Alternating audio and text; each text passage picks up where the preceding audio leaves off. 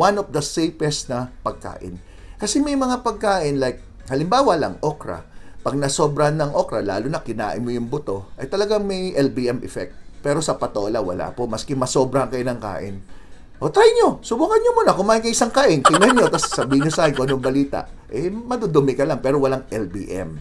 Ngayon, sigurado ako na sa isip nyo, ano kaya ang luto ng patola sinasabi ni Doc?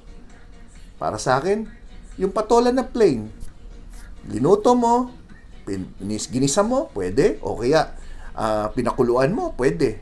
Huwag nyo nang lalagyan ng asin, o mga paminta, o betchin, o mga kung ano nung seasoning. Plain lang.